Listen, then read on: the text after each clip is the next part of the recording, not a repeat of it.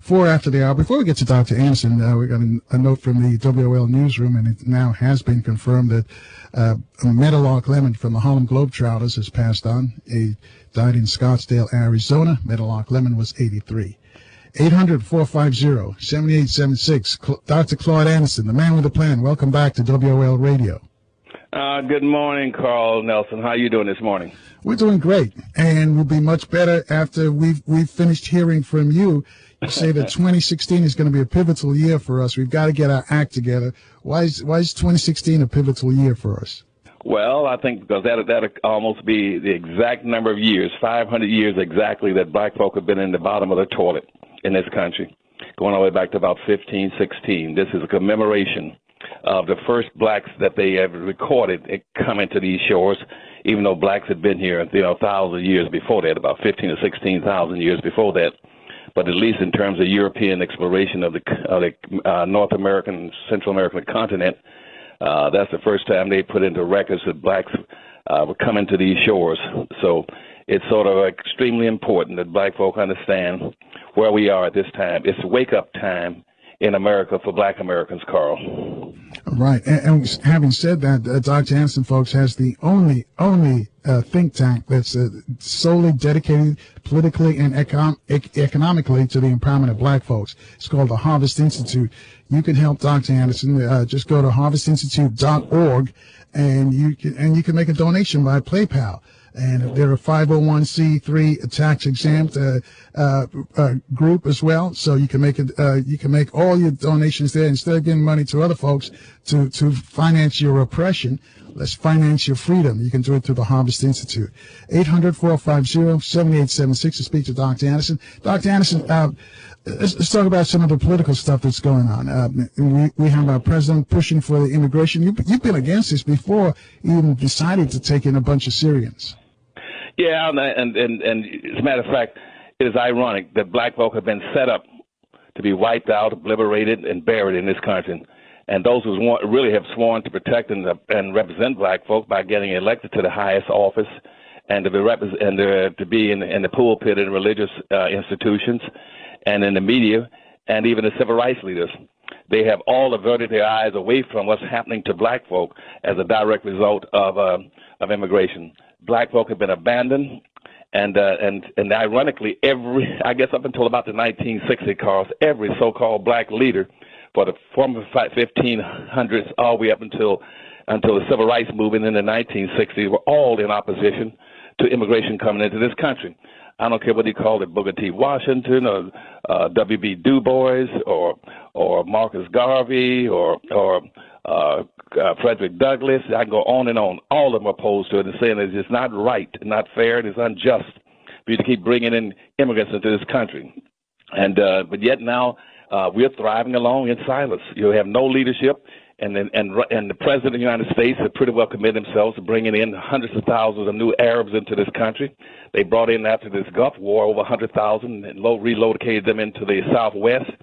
And nobody goes back. So what is the negative impact? Common sense will say to you, Carl, it's in physics and dynamics, that for every up there must be a down. There must always be an equal and opposite effect of anything that you do. You just can't bring in all these millions of people into this country and not have a negative impact. The negative impact is on black folk, and that's for every immigrant you bring into this country. For every 10% increase, to be more specific, in the number of immigrants you bring into this country, black income itself is reduced by 0.3%. That's why the little bit of gain that black folk made from 1950s up to 1960s in the civil rights movement, they went from 56% of income against a white dollar, and after by the late 1960s and early 1970s, they lost it. It went backwards. Black folk went up to 66 cents. Now they're back to 56 cents. A black person still only can average about one half of what white people earn in terms of income. The wealth gap and the income gap in this country is spread in between blacks and whites, and you cannot find not one that I'm aware of, so-called elected official or civil rights leader or pontificator in the church, in the pulpit, that will say, what is the negative impact of bringing in all these immigrants into this country? And that's why black people right now are a permanent underclass, the official underclass in this country. And to give you an example of how they come in, Carl, let me go back for a second. And that is back in 1900, 100 years ago, you only had, at that point in time, just 100,000 Hispanics in the United States, but you had 12 million black folk. They had the same identical birth rate throughout the 1900s, same identical birth rate. And yet by 2000, that Hispanics with 100,000 had caught the black 12 million and passed them, and kicked blacks out of being the number one minority in this country to become a minority. The Hispanics now brag that they are the majority. They picked up about a 55,000% increase in their population in the country, while blacks picked up 300% increase. And now they're saying in all their organizations, that's from the Council of Raza, the Council of Sala, the National Hispanic League, the Mexican Defense League, saying that black folk have had their day in this country. And they're surpassing blacks in all respects.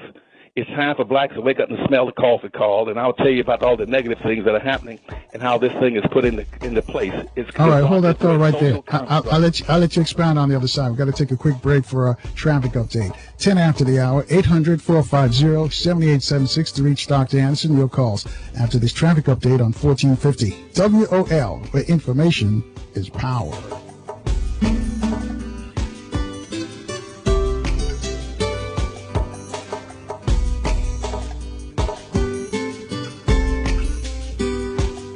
I can make an impact in the world. As young people think that we can't make a difference, but not only we can make a difference, but sometimes we can make the biggest difference. We wanted to be the doers and we wanted to be the changers. You just have to find something that you're passionate about and use your talents and your abilities to volunteer. Volunteering doesn't have to be a chore.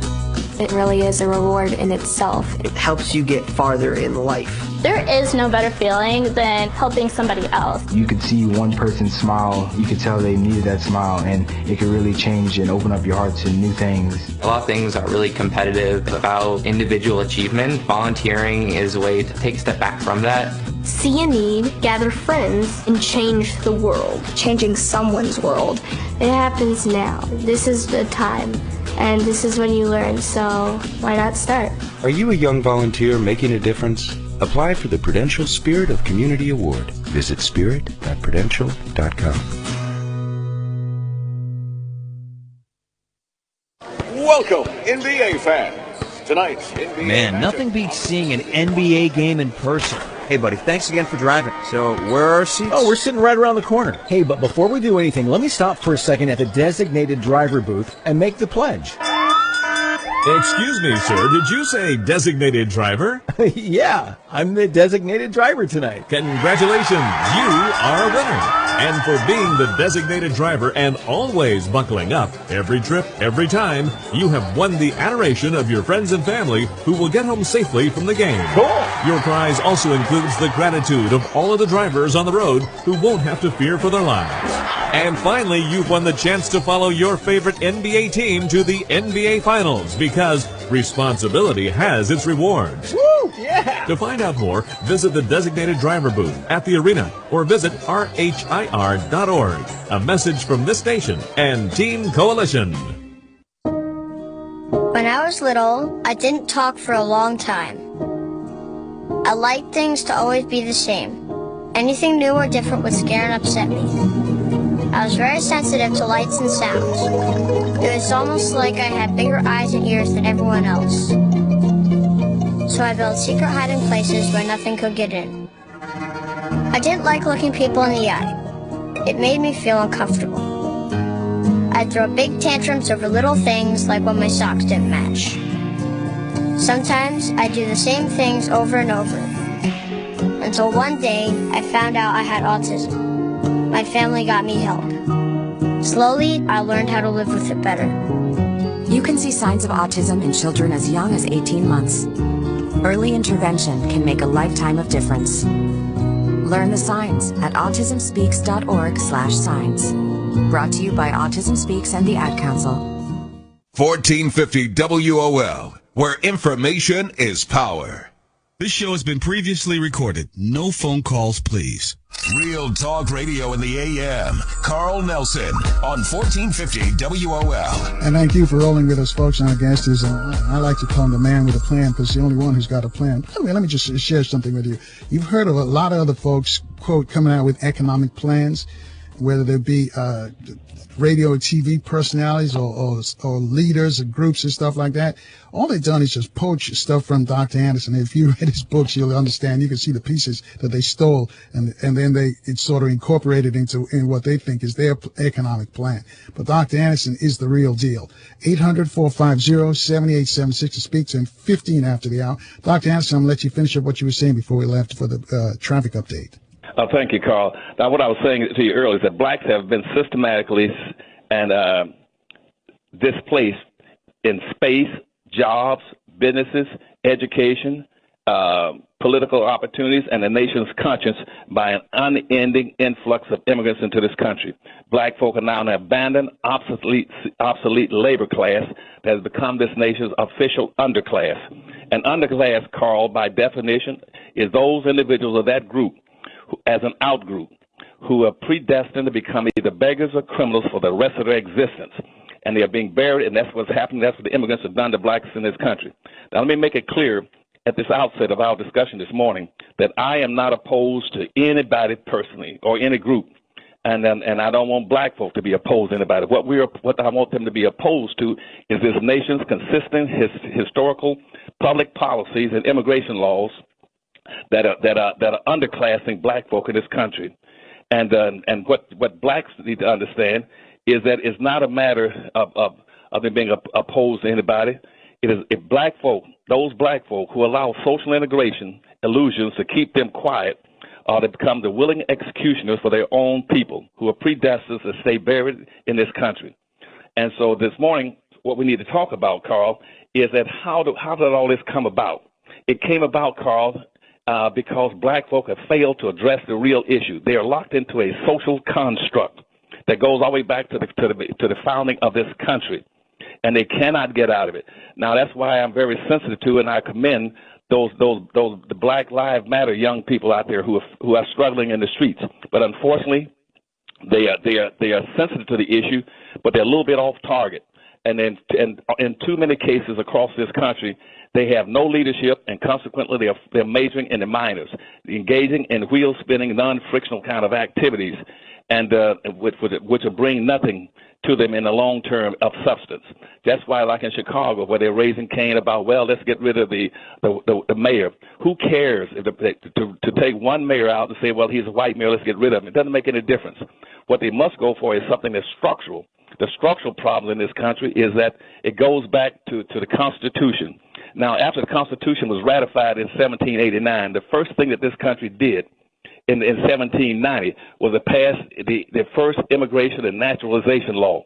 That immigration and nationalization law, which has never been addressed, set up a ranking order of acceptability in this country. And it says that this is a white nation, and white people are basically the only people accepted. And they set up a ranking order going from the highest to the lowest. And that was began white at the top, and later on they included yellow skin and brown skin. At the bottom was black, and saying that basically blacks are not to be permitted to come into this country and have any rights at all and prerogatives, unless because they are 3/5 of a human being. They are nothing but property, and consequently the ranking order of acceptability that's built into our immigration laws lock blacks into a minority status in this country, and it's remained so. And what that does, it says that the people who will enjoy this society in America will be what we call immigrants. And that's the term that's killing black folk across this country and been weighing heavy on our shoulders and backs for over 500 years, is that the term immigrant. This is an immigrant nation. You hear whites always talking about we're an immigrant nation. Well, Carl, you need to know that black folk are the only non-immigrants in this country. Black folk did not immigrate to this country the way others did. They're the only non-immigrants. And what they did in the 1790 nationalization immigration law was set up a policy to invite whites and other groups from around the world to come to this country and get free unearned benefits. Those free and unearned benefits are called the American Dream. The American Dream means go to America and get unearned benefits. And you hear Rush Limbaugh and the O'Reillys and the Hannitys on TV bragging about what their ancestors did when they came here, how they came here and built this country. They didn't come here and build this country. They did not come here looking for religious freedom. They came here to get unearned benefits in the American dream. The American dream is made up of two things, Carl. It's made up, and according to President Andrew Jackson, who said it well, too, it's 90-95% black labor and 5% land. And that's the American dream, land and free labor. And all these immigrants that are coming to came to this country then and to the present time are coming here looking for unearned benefits. Now, what that system did is that everybody is locked black folks into the bottom. Every immigrant coming to this country automatically could get free land and get free labor. And so consequently, people like Thomas Jefferson got over 100,000 free acres of land. George Washington got over 100,000 acres of free land. Patrick Henry got over 65,000 acres of free land. And in all respects, that land and all the resources in that land and on that land, laced like timber, gold, silver, chrome, bauxite, magnesium, anything that enriched themselves, they came here to be enriched, enjoy the fruits of free land and free labor. And anybody coming here to own slaves, they picked up automatically through homesteading 650 acres of free land. For every black slave they could put on, they got another 140 acres of free land. And all that land amounted to wealth. That's why when they had when they opened up the last land rush out in Oklahoma, that European immigrants came in and picked up over 2 million acres of free land in 24 hours. And every railroad line across the country picked up 6 miles of free land on each side of the railroads all over the United States. And after 40 years, converted to sold it for $45 an acre to enrich themselves. That's why in this country, that European immigrants and other immigrants coming to this country picked up over 1 billion acres of free land and all the resources and wealth on it. Now, why is that extremely important? It's because blacks, on the other hand, when they came out of slavery, they could not get 40 acres of the mule. They got nothing. And they were set free, penniless, poor, no education, no clothes, no food, no animals, no tools, no weapons, no religion, no culture, nothing, and told them to root a hog or die. And consequently, the nation has systematically maldistributed almost 100% of all this nation's wealth, gold, privileges, land, resources, businesses, and controls of all levels of government into the hands of the dumbest white society. The Constitution ratified this and saying that black folk are 3/5 of a human being. They are property. Property cannot own property. And the Attorney General of the United States said that in 1862, that black folk could not get property free. And everybody got wealth and power but black folk. Now, black folk are playing a stacked deck. The social construct is locked, and the United States Constitution locks them in, and the United States Supreme Court makes sure that you cannot use anything based on race to rectify the maldistribution of 100% of all this nation's resources into the hands of the dominant group and left black folk with nothing. And that's what these young black folk are upset about across this nation. They know that something is wrong, Carl, and it needs to be rectified and corrected.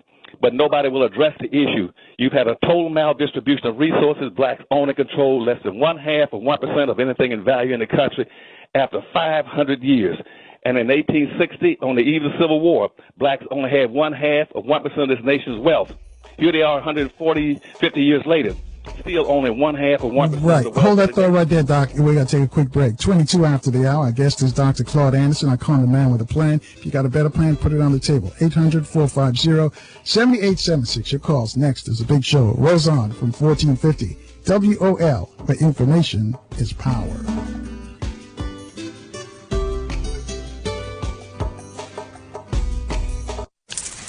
Let's go inside the mind of a 10-year-old. I should have worn those earrings today. I like those earrings. Gabby has those awesome earrings. I need to ask her where she got those, but that's just what she would want me to do. I'll have Michaela ask her for me. Buckle up, Sarah. Yeah, but then Michaela will be like, why don't you just ask her yourself? That's just like Michaela. Sarah, buckle up. Michaela's such a great name. I wish I was called Michaela. There's like a dozen Sarahs in my class. Hey, we're not hitting the road until you buckle up, honey. Oh yeah, seatbelt. I forget sometimes because my brain is like busy, you know? I wonder if there's pizza at school today. Sometimes it can be tough to get through to your kids, but it's not impossible. Always make sure they're wearing their seatbelts, even on short drives. Remember, you have the keys, you have the power. Never give up until they buckle up. A message from the National Highway Traffic Safety Administration and the Ad Council. Visit safercar.gov/kidsbuckleup for more information. I can make an impact in the world. As young people think that we can't make a difference, but not only we can make a difference, but sometimes we can make the biggest difference. We wanted to be the doers and we wanted to be the changers. You just have to find something that you're passionate about and use your talents and your abilities to volunteer. Volunteering doesn't have to be a chore. It really is a reward in itself. It helps you get farther in life. There is no better feeling than helping somebody else. You could see one person smile, you could tell they needed that smile, and it could really change and open up your heart to new things. A lot of things are really competitive about individual achievement. Volunteering is a way to take a step back from that. See a need, gather friends, and change the world. Changing someone's world. It happens now. This is the time.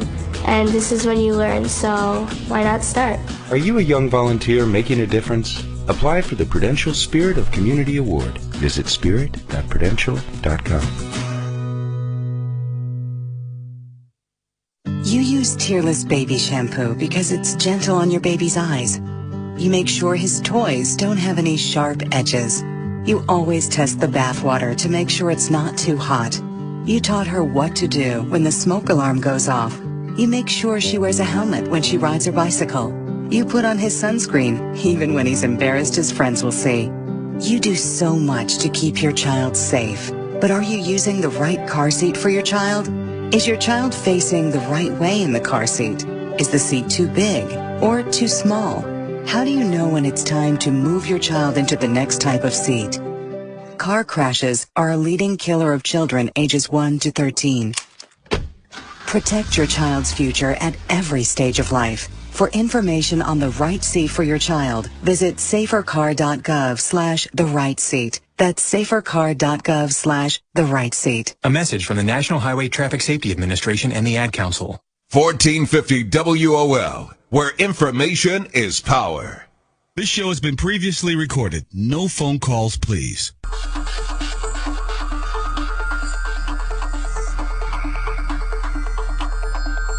Real talk radio in the AM. The #1 morning show. #1 on everybody list. Carl Nelson on 1450 WOL. And I keep it standing. It's 25 after the hour with Dr. Claud Anderson, 800-450-7876. And Doc, we got somebody who disagrees with you on line 4. His name is Walter. He's on the Beltway on the 495.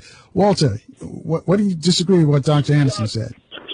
Doc, I gotta tell you, we need to update your statistics and stuff because the H-1 visa does not affect just black people. The Dunkin' Donut shops do not just affect black people. The immigrants that have come here in search of their pipe dream, and they ain't getting it because just recently the Indian immigrant who killed his wife in Anne Arundel, Maryland, because he couldn't sell enough donuts to pay this racist, capitalist system, it's just due. These jobs, the liquor stores in our communities, the grocery stores in our community, Doc, this is nationwide, are not owned by black people.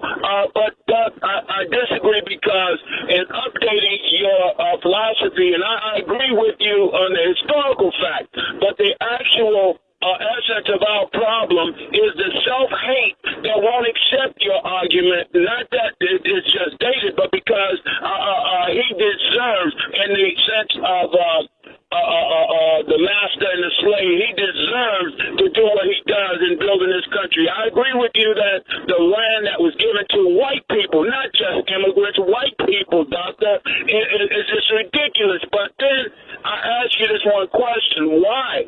Why do we continue? We have black people, the preachers, Doctor, who are supporting Donald Trump, and if you tell me that those clowns are right, I'm going to listen to you tell me that those clowns are right, even though you've been in their churches and presented your argument. These clowns are supporting Donald Trump, man. Right. Walter, what is your question? Just put in a question on, he can respond. We get all of that self-hate, the complex that says massa can still continue to do whatever more black people defending the police who kill us, well, that has nothing to do with immigration, but the H-1 visa, Doc. Do you understand that that is white people's jobs that they don't have? All right, let's see. Thank you for your call, Walter. Drive safely out there on the Beltway. Doc Anderson, the H-1 visa, you're familiar with that? Yeah, and I tell the gentleman I do appreciate his comments, and he's not disagreeing with me. I have no disagreement with him in regards black folk self-hate, and I don't think that's a justification for him to reject in his statements I'm making from a historical to the present. We've always had self-hate. That's based on the 1710 meritorious manumission policy that was put in place in South Carolina. And travel. Explain that meritorious manumission, because a lot of people, they've heard the phrase, but they don't know what it means. That any black person, they passed public policy saying that black folk could be rewarded. Meritorious manumission, meritorious means earn, manumission being released means release. So meritorious manumission means you could earn your freedom if you did three things, or a combination, elaboration, sophistication of those three things. One, if you would produce energetically a sufficient amount of wealth to make whites love you and make you acceptable.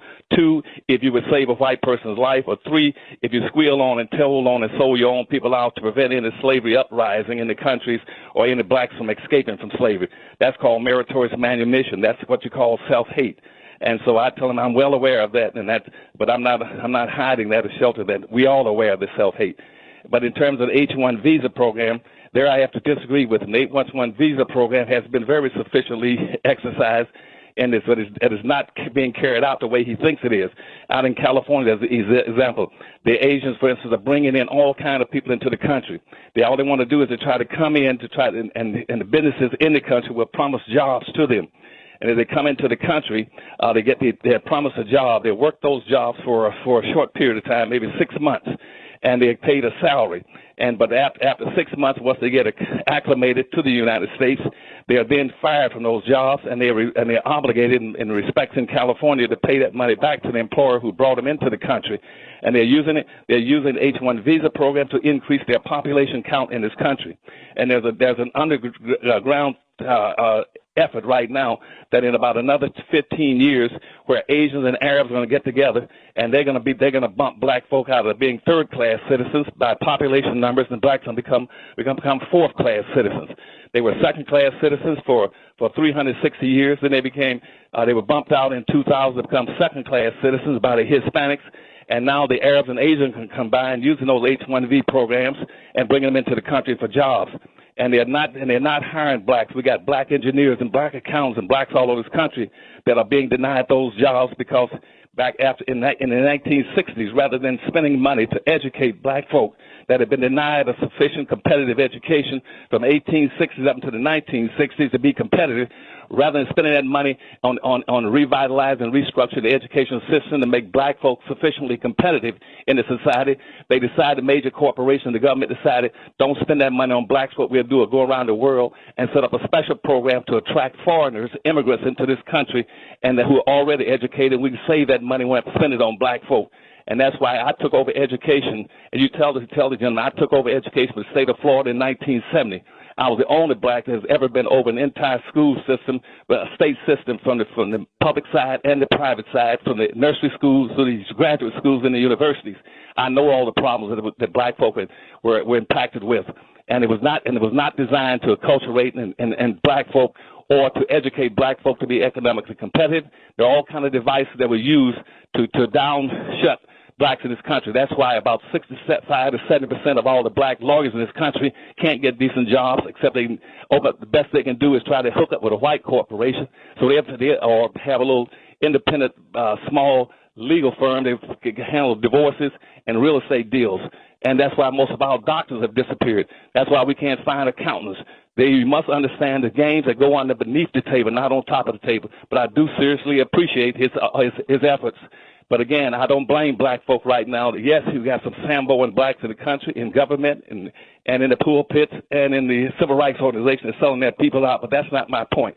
It's immigration in effect. And here's why I'm saying that to him for him to understand.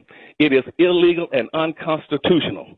There is no sufficient grounds in this country to be able to reward and compensate immigrants coming into this country with all kind of programmatic benefits. And I'm going to, later on, I'll tell you what all those benefits are, to reward them for coming into this country. Because the 13th Amendment and the 14th Amendment and the 1866 First Civil Rights Law says specifically how those laws are to be used in the new Constitution in the 1860s. It says that every level of government is mandated to lift the badges and incidents of slavery off the shoulders of black people.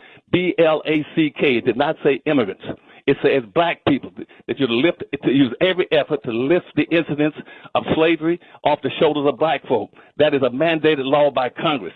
That's why they're trying to reverse the 1857 Dred Scott decision, which says that a black man has no rights that a white man is bound to respect. How can you create programs where you, in effect, you're not lifting the incidents of slavery off the shoulder of black folk? And in the 1873 slaughterhouse case says again that the 13th Amendment, the 14th Amendment, and the Civil Rights laws were written strictly and solely for black folk to make sure that whites are no longer in a position to suppress, depreciate, and to subordinate black folk in this country. But now how in the world can you keep bringing in other people over them and giving them the benefits that you're not giving to the black folk? You're violating those laws automatically. There is no constitutional justification for focusing on not only immigrants, but on gays and women, minorities, poor folk, and people of color, and placing them in a superior position to blacks in the country. That all right, hold that thought there, Doc. We're going to take a break for the news. When you come back and tell us what... Confessions of a Potentially Perfect Parent, brought to you by adoptuskids.org. Okay, here goes. I know more about cooking dinner for a party of 12 than I do about packing a lunch for a 12-year-old. I know kids like things like PB&J, pigs in a blanket. Oh, and fish sticks. They do love fish sticks. Fillets I get, but sticks? What part of the fish does the stick come from? I know I can read a cookbook that'll tell me how to make a red wine reduction, but where are the cookbooks that can teach me how to cut the crusts off bologna sandwiches? Oh, maybe we can compromise on mac and cheese. Can you make that with brie? Everybody likes brie, right? You don't have to be perfect to be a perfect parent. There are thousands of teens in foster care who would love to push your food around their plate. Call 1-888-200-4005 or visit adoptuskids.org for more information. This message brought to you by the U.S. Department of Health and Human Services, Adopt Us Kids, and the Ad Council. Let's go inside the mind of a 10-year-old. I should have worn those earrings today. I like those earrings. Gabby has those awesome earrings. I need to ask her where she got those, but that's just what she would want me to do. I'll have Michaela ask her for me. Buckle up, Sarah. Yeah, but then Michaela will be like, why don't you just ask her yourself? That's just like Michaela. Sarah, buckle up. Michaela's such a great name. I wish I was called Michaela. There's like a dozen Sarahs in my class. Hey, we're not hitting the road until you buckle up, honey. Oh yeah, seatbelt. I forget sometimes because my brain is like busy, you know? I wonder if there's pizza at school today. Sometimes it can be tough to get through to your kids, but it's not impossible. Always make sure they're wearing their seatbelts, even on short drives. Remember, you have the keys, you have the power. Never give up until they buckle up. A message from the National Highway Traffic Safety Administration and the Ad Council. Visit safercar.gov/kidsbuckleup for more information. You use tearless baby shampoo because it's gentle on your baby's eyes. You make sure his toys don't have any sharp edges. You always test the bath water to make sure it's not too hot. You taught her what to do when the smoke alarm goes off. You make sure she wears a helmet when she rides her bicycle. You put on his sunscreen, even when he's embarrassed his friends will see. You do so much to keep your child safe. But are you using the right car seat for your child? Is your child facing the right way in the car seat? Is the seat too big or too small? How do you know when it's time to move your child into the next type of seat? Car crashes are a leading killer of children ages 1 to 13. Protect your child's future at every stage of life. For information on the right seat for your child, visit safercar.gov/the-right-seat. That's safercar.gov/the-right-seat. A message from the National Highway Traffic Safety Administration and the Ad Council. 1450 WOL, where information is power. This show has been previously recorded. No phone calls, please. Your voice can now be heard. Y'all ready? Yeah. With Carl Nelson weekdays from 6 to 10 a.m. on 1450 WOL. And thank you for staying with us 23 away from the top of the hour. 800-450-7876. Speak to the man with the plan. That's what I like to call him, one of our power talkers, Dr. Claud Anderson. You just outlined before we left for the news, you outlined the problems that's facing us, Dr. Anderson. So help us out with some solutions. Okay, well, let me go back to where I left off, Carl, a few minutes ago. See, the first thing I think we need to do is in this country for black folk is to start proclaiming black folk exceptionality. Black folks should refuse to be lumped into and equated to broad, ambiguous categories and fabricated classes of immigrants in this country, or with gender groups in this country, or cultural groups in this country. Black folk must reject that and say that we are an exceptional people. We are different. An exception means something that's unusual, that's different from everything else. There's nobody in this country has been treated like black folk have. There's no immigrants in this country. Keep in mind now, Carl, that 99% of all the black people in America are the direct descendants of slaves. That means that they were here before 99% of all the other groups arrived. I don't care what you're talking about, Asian, Arabs, Hispanics, anybody else. That means blacks were here first, and they've been here the longest. They are different people. They have not been treated the way other people have been treated. It adds insult to injury to lump black folk in the groups called multicultural, these ambiguous groups, multicultural, minorities, poor folk, people of color. That adds insult to injury because there's no constitutional right or legal justification for giving those people benefits, any kind of benefits beyond what they were given to the normal people in the society. And so that's the first thing they must understand. Declare that blacks are exceptional people, and then fight for it. Fight to exemplify your exceptionality, how you've been treated. You're the only people who are denied the right to vote, denied the life, humanity, denied an education, denied the fruits of your labor, denied the right, and you're the oldest and most patriotic group in the country. Black folk must define and fight for their exceptionality. Second thing you must do after you declare your exceptionality, let me pick up the point I just told you to the gentleman who called in. He made some good points too. Is that under the H-1B program, you must begin oppose it and pose businesses bringing in these immigrants from other countries and excluding black folk. What the country needs to do is establish a high-skilled education and employment program for native black Americans, which to remedy what they were denied throughout the centuries of slavery and Jim Crow segregation and benign neglect in this country.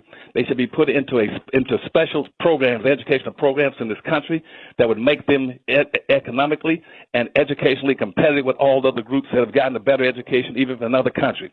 That's the second thing they must do. Thirdly, we need to go back and file and ask the government to stop, cease, and desist in bringing in immigrants in this country and prioritize them over black folk.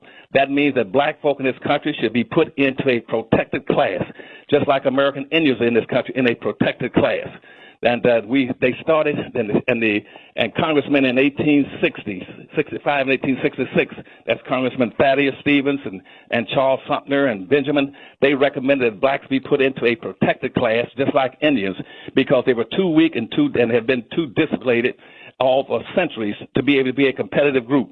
They created the Freedmen Bureau to try to protect them. But again, when the racists decided they needed blacks to go back into peonage and as free labor in the South again, they killed off the Freedmen Bureau and exposed blacks to another 150 years of racism. They need to put black folk into a protected class. Now, about 3 months ago, I read someplace that Obama's thinking about putting transsexuals or some other people into a protected class. They should be putting blacks into a protected class in this country because right now the black folk are suffering across this nation. You got about a 51% number of them in prison. You got the unemployment rate that's over 51%. They have about less than 1%, 1/2 of anything in value in the society. They are non-competitive in the society without business, politics, and anything else. And so they need to be protected. The other thing, if you're going to keep bringing these immigrants, then you got a refugee program. Make sure that black people in this country are defined and classified as refugees in these urban cities. You got these urban cities that are nothing but jungles. And about 70% of all the black people in America are living in and around 10 large metropolitan areas. that are almost destitute up there. They're depreciated, they're deteriorated, and black folk are nothing but up there but just suffering with high unemployment, crime, dysfunctional schools, dysfunctional families, drug abuse, teenage pregnancy, everything you can name, and no focus is being placed on it. So another thing they need to do is to create Marshall plans, or the point like that they did for Germany and Europe after World War II, or a Point 4 program like they did for Japan after World War II, and go in and redevelop and reindustrialize these urban cities in America so that blacks can have business opportunities, industrial opportunities to build and do what they were always denied the right to do, to build industries and have their own businesses, rebuild their own communities so they can compete. And you got people going around in the civil rights movement saying, we don't want the handouts. Yes, they do need handouts. I want handouts like the rest of them. You gave handouts to all the immigrants coming to the country. You need to look at all the programs that these immigrants are getting. They're getting free education, free tuition. They're getting Social Security. They're getting free medical care and everything you can think of. And blacks are not getting anything because black folk have been rendered obsolete and unnecessary in society. They're now underclass. So create a Marshall Plan in all these urban areas across America so that black folk can now be a competitive group and that the government set up the redevelopment banks for monies so to help finance those during operations.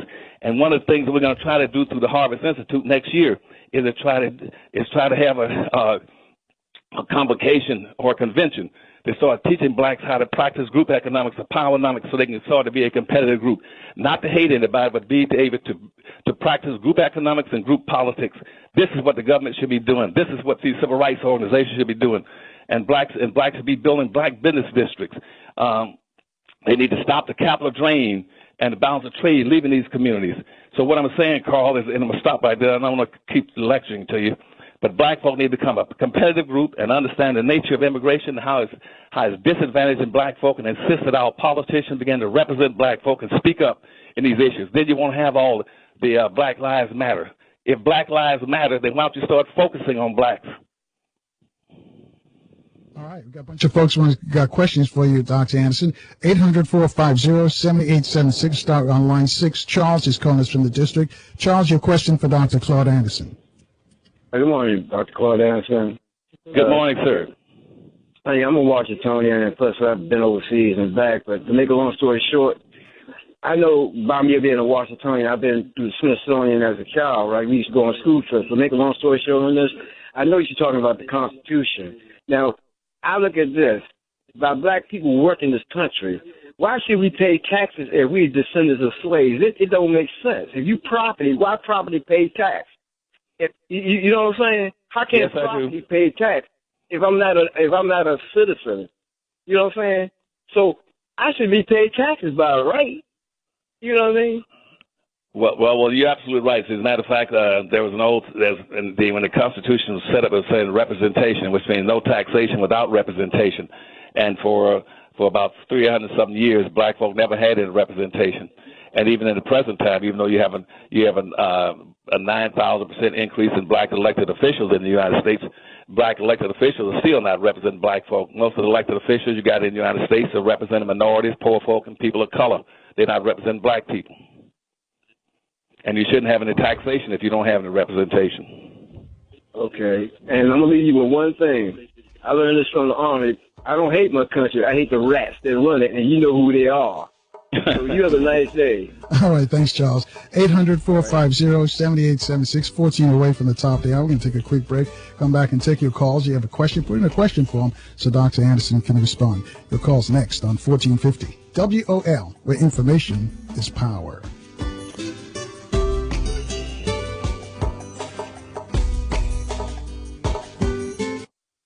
Welcome, NBA fans.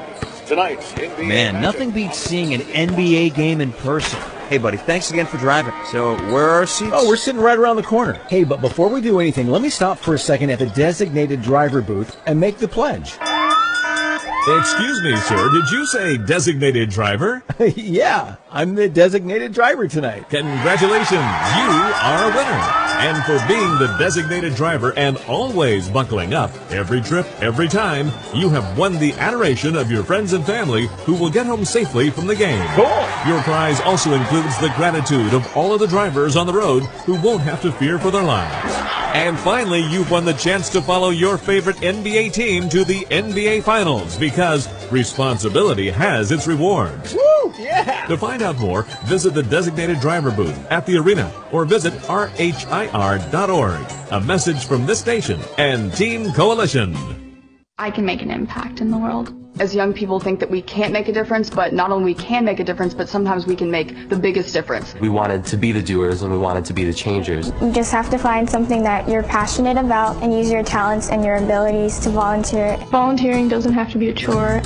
It really is a reward in itself. It helps you get farther in life. There is no better feeling than helping somebody else. You could see one person smile, you could tell they needed that smile, and it could really change and open up your heart to new things. A lot of things are really competitive about individual achievement. Volunteering is a way to take a step back from that. See a need, gather friends, and change the world. Changing someone's world. It happens now. This is the time. And this is when you learn, so why not start? Are you a young volunteer making a difference? Apply for the Prudential Spirit of Community Award. Visit spirit.prudential.com. Confessions of a Potentially Perfect Parent, brought to you by adoptuskids.org.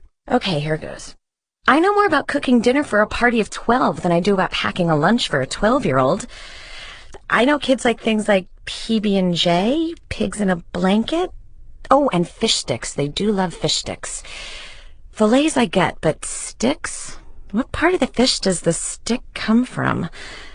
I know I can read a cookbook that'll tell me how to make a red wine reduction, but where are the cookbooks that can teach me how to cut the crusts off bologna sandwiches? Oh, maybe we can compromise on mac and cheese. Can you make that with brie? Everybody likes brie, right? You don't have to be perfect to be a perfect parent. There are thousands of teens in foster care who would love to push your food around their plate. Call 1-888-200-4005 or visit adoptuskids.org for more information. This message brought to you by the U.S. Department of Health and Human Services, Adopt Us Kids, and the Ad Council. 1450 WOL, where information is power. This show has been previously recorded. No phone calls, please.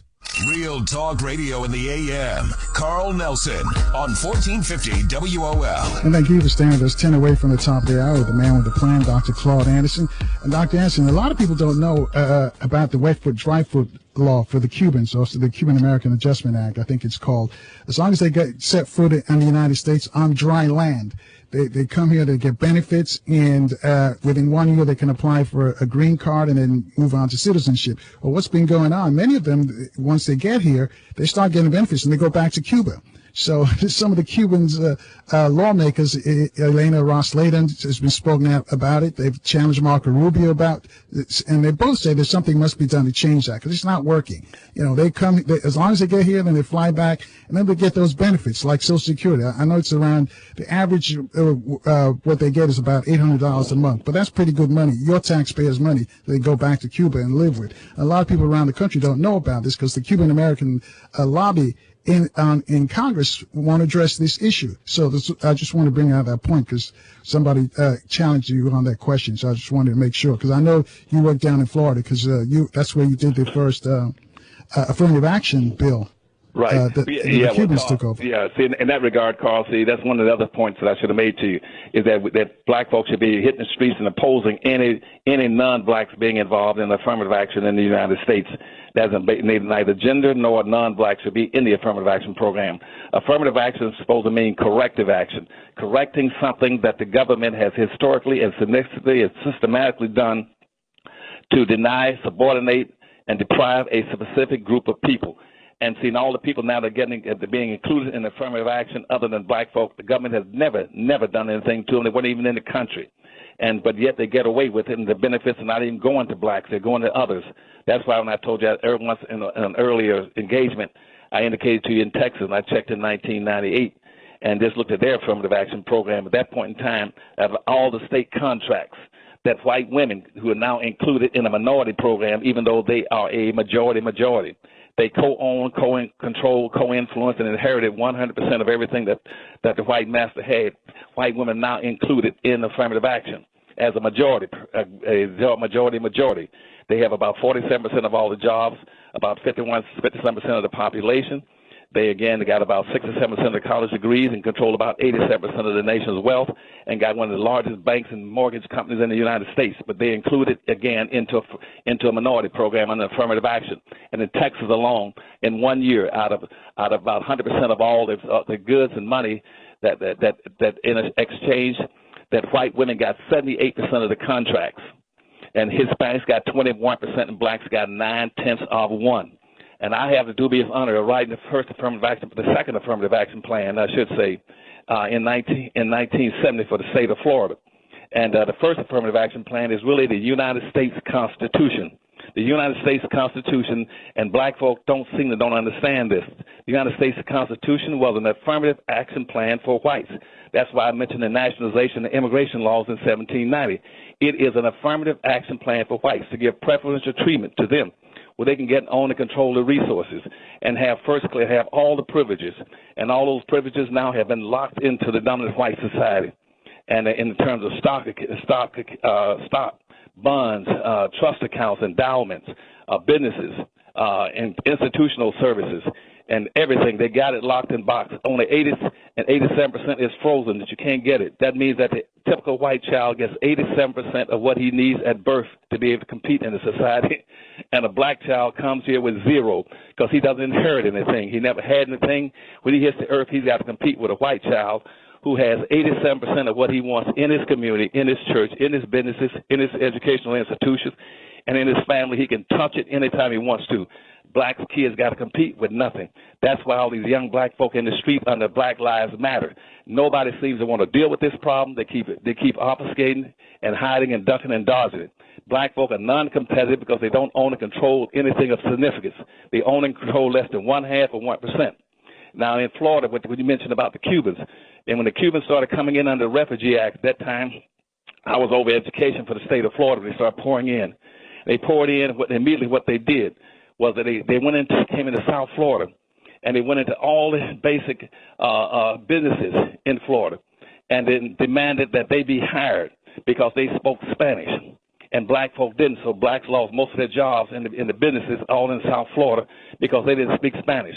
Then they went to all the hotels where blacks were working in the various hotels. Blacks lost all their jobs in the hotels as maids and housekeepers and chauffeurs and everything else because they didn't speak Spanish. They used their culture and discriminated against black folk and fired them. I had black women come to me saying, Dr. Anderson, can you help us? Because now we've lost our jobs. I've worked here and there for 10 or 15 years. Now I'm unemployed. I can't even work anymore because I don't speak Spanish. I said, why don't you go to the NAACP in Urban League and complain? That should be their obligation. They said they didn't want to do anything. They couldn't do anything. And I said, I can't help you because you live in a country now that allows discrimination against black folk and telling black folk that they have to speak Spanish. That is illegal and unconstitutional. It does an injustice to black folk in this country to keep equating immigrants with black folk, and even in terms of achievement in education or in business by saying, well, it's hurting blacks and Hispanics. There's a difference between the two, even in poverty and poorness and educational achievement. Anything that the immigrants bring here, they brought it here with them. But black folk, the conditions of black folk is something that they inherited. It was gifted upon them. And you should not be comparing the achievement and the opportunities for blacks with other groups and giving them benefits. And that's why blacks always have started raising Cain with the United States Supreme Court that's going around saying you cannot use color and to discriminate. You can. They said, well, the Constitution is colorblind. The Constitution was never colorblind. It's always been very color specific. It's always been against black folk. That's why the first Supreme Court justices, the first 57 were slaveholders. And subsequent to that, most of the rest has been white racists. They get away with it. That's why you have never had one decent ruling from the United States Supreme Court on black folk. They exercise an authority that they're not entitled to be exercising against black people. All right, hold that thought right there, Doc. We got a traffic report coming. 800-450-7876. If you're on hold, put in a question for him so Dr. Anderson can respond. Your call's next after the traffic update on 1450 WOL, where information is power. Welcome, NBA fans. Tonight's NBA Man, matchup. nothing beats seeing an NBA game in person. Hey, buddy, thanks again for driving. So, where are our seats? Oh, we're sitting right around the corner. Hey, but before we do anything, let me stop for a second at the designated driver booth and make the pledge. Excuse me, sir. Did you say designated driver? Yeah, I'm the designated driver tonight. Congratulations. You are a winner. And for being the designated driver and always buckling up, every trip, every time, you have won the adoration of your friends and family who will get home safely from the game. Cool. Your prize also includes the gratitude of all of the drivers on the road who won't have to fear for their lives. And finally, you've won the chance to follow your favorite NBA team to the NBA Finals because responsibility has its rewards. Woo! Yeah! To find out more, visit the designated driver booth at the arena or visit rhir.org. A message from this station and Team Coalition. Confessions of a Potentially Perfect Parent, brought to you by adoptuskids.org. Okay, here goes.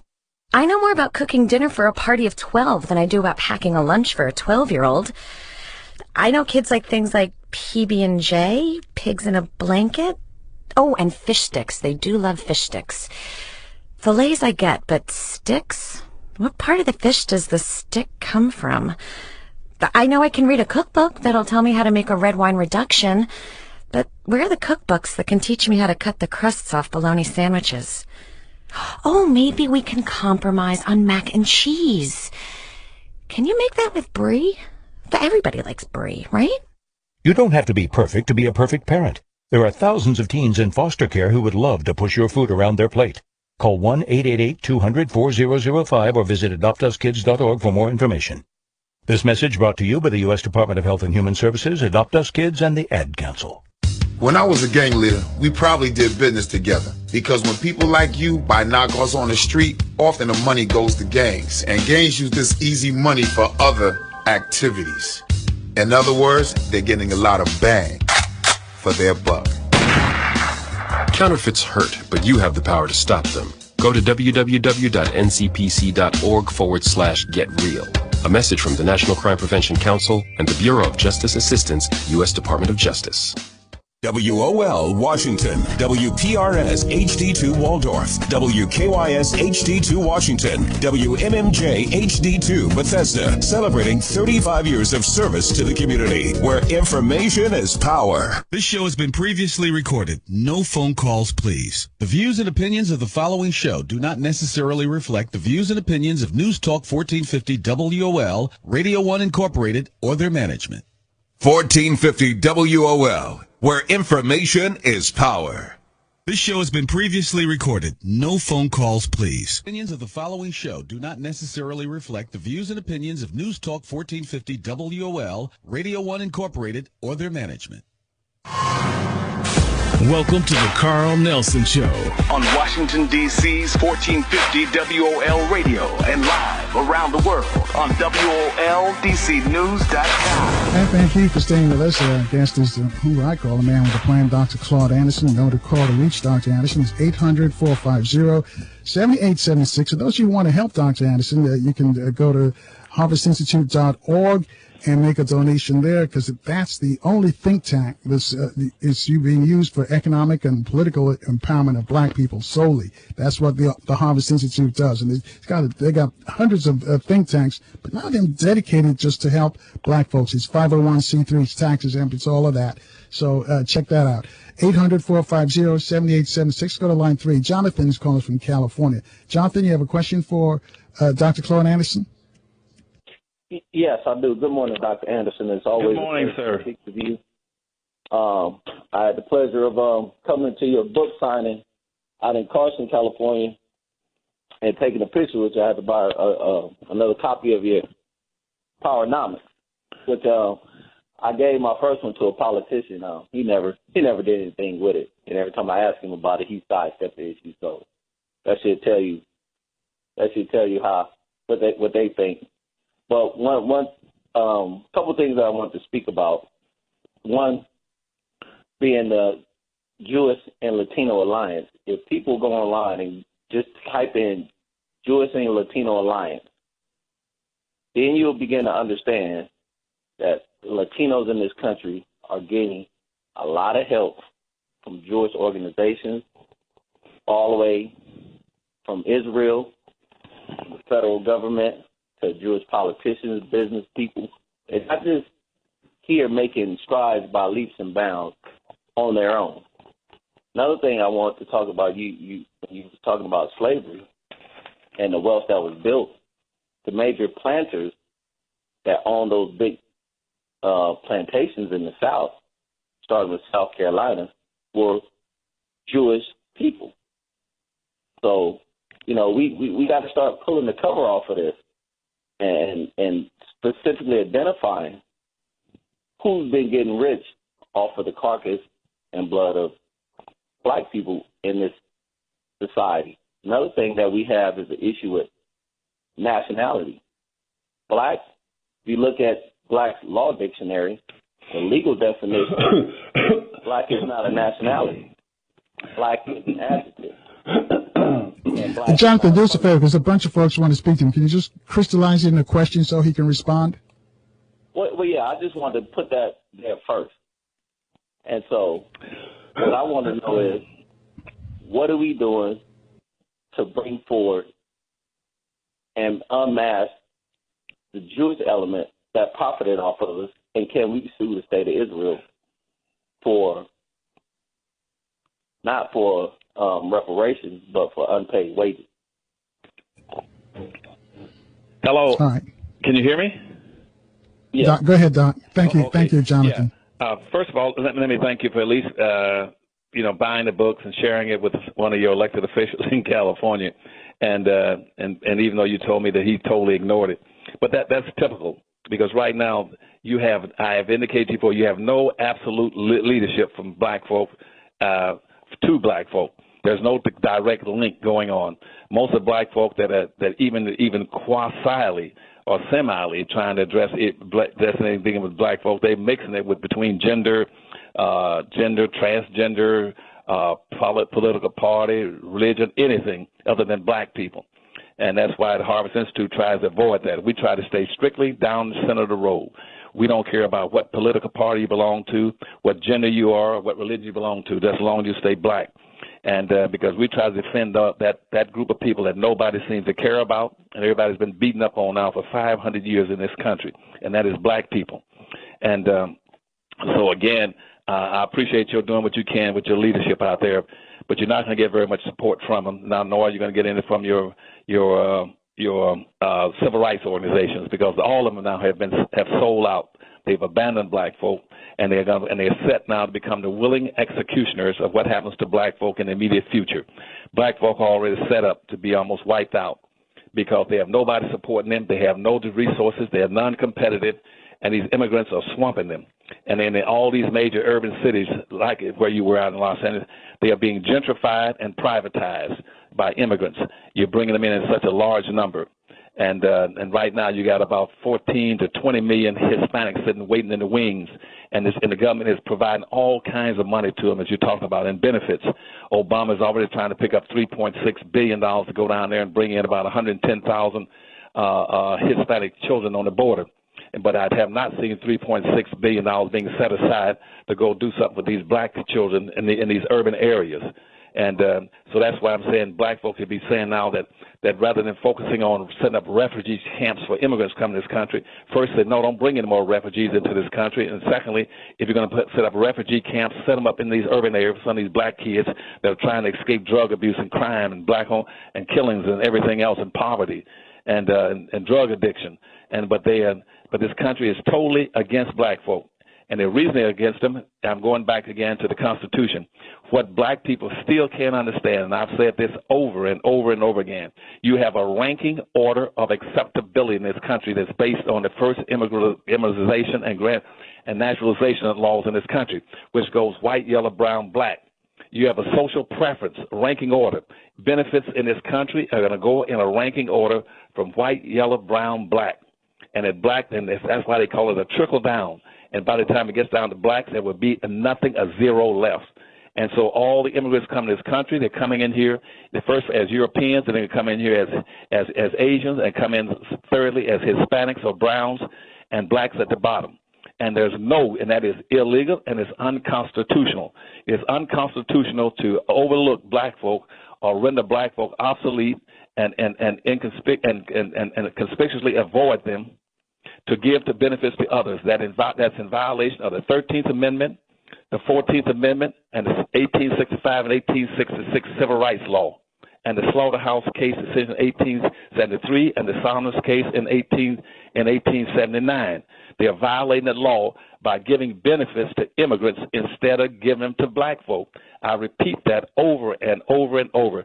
So the young people in the street on the Black Lives Matter, that's where they should be focusing their attention. They should be demanding that government, the federal government and the state government, cease and desist in overlooking black folk and diverting resources that should be going to black folk to lift the badges and incidents of slavery from the shoulders of black folk as per the laws in this country, and to place black folks' needs and necessities first and foremost before bringing in immigrants into refugee camps and take care of black folk. But black folk, again, are loaded down with all this compassion and willing to go around and support immigrants coming in rather than supporting their own people, saying no. Go back to before the 1960s civil rights movement, and nobody should be coming in this country and getting ahead of black folk. We should have special programs and politics and economic systems put in place to take care and accommodate black folk and fulfill the mandates of those laws, the constitutional laws and the civil rights laws of this country. Those laws were not put in place for Asian, Arabs, Hispanics, or women, or gays, or transsexual, anybody else. They were put in place for black folk. But black folks just cannot get it in their heads that those laws are being misused, and the worst thing you can do is pretend that that all people are equal, and that everybody has contributed equally to the development of this land. They didn't. All right, hold that thought right there, Doc. I'll let you finish on the other side, and we'll also take some more calls for you at 800-450-7876. Calls after the traffic update on 1450 WOL, where information is power. You use Tearless baby shampoo because it's gentle on your baby's eyes. You make sure his toys don't have any sharp edges. You always test the bathwater to make sure it's not too hot. You taught her what to do when the smoke alarm goes off. You make sure she wears a helmet when she rides her bicycle. You put on his sunscreen, even when he's embarrassed his friends will see. You do so much to keep your child safe. But are you using the right car seat for your child? Is your child facing the right way in the car seat? Is the seat too big or too small? How do you know when it's time to move your child into the next type of seat? Car crashes are a leading killer of children ages 1 to 13. Protect your child's future at every stage of life. For information on the right seat for your child, visit safercar.gov/therightseat. That's safercar.gov/therightseat. A message from the National Highway Traffic Safety Administration and the Ad Council. Let's go inside the mind of a 10-year-old. I should have worn those earrings today. I like those earrings. Gabby has those awesome earrings. I need to ask her where she got those, but that's just what she would want me to do. I'll have Michaela ask her for me. Buckle up, Sarah. Yeah, but then Michaela will be like, why don't you just ask her yourself? That's just like Michaela. Sarah, buckle up. Michaela's such a great name. I wish I was called Michaela. There's like a dozen Sarahs in my class. Hey, we're not hitting the road until you buckle up, honey. Oh yeah, seatbelt. I forget sometimes because my brain is like busy, you know? I wonder if there's pizza at school today. Sometimes it can be tough to get through to your kids, but it's not impossible. Always make sure they're wearing their seatbelts, even on short drives. Remember, you have the keys, you have the power. Never give up until they buckle up. A message from the National Highway Traffic Safety Administration and the Ad Council. Visit safercar.gov/kidsbuckleup for more information. When I was little, I didn't talk for a long time. I liked things to always be the same. Anything new or different would scare and upset me. I was very sensitive to lights and sounds. It was almost like I had bigger eyes and ears than everyone else. So I built secret hiding places where nothing could get in.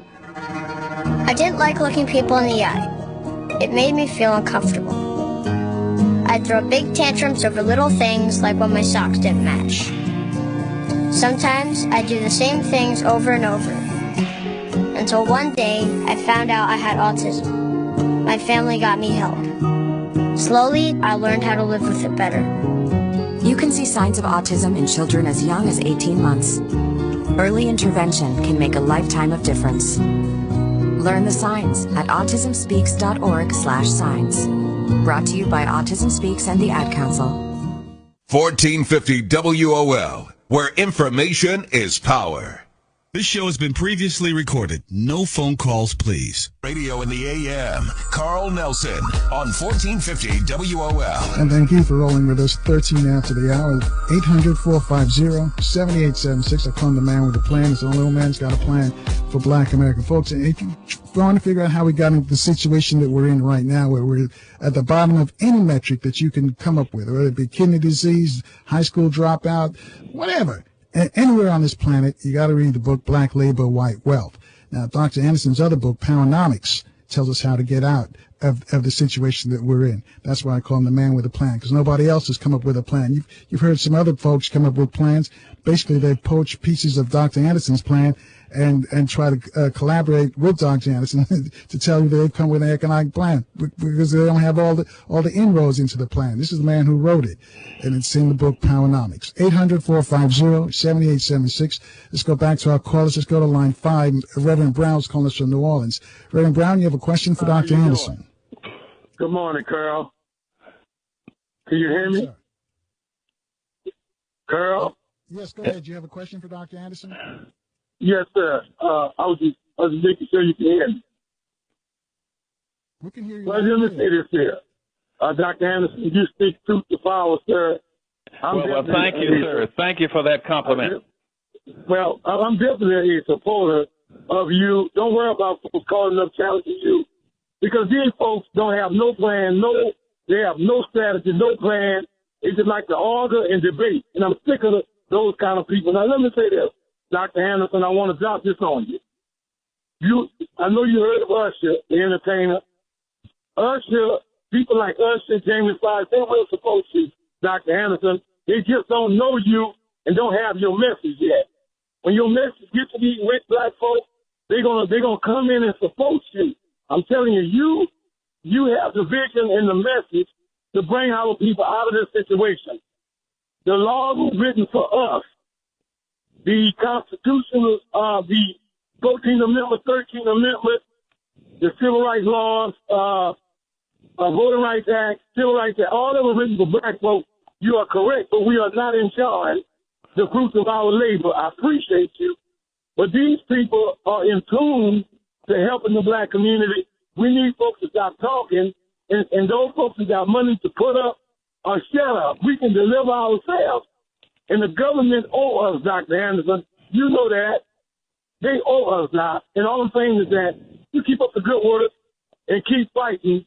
And all these naysayers, y'all need to just stop calling. Thank you. All right. This wasn't a question in there, so I'm going to keep it because a bunch of folks want to talk to you, Dr. Anderson.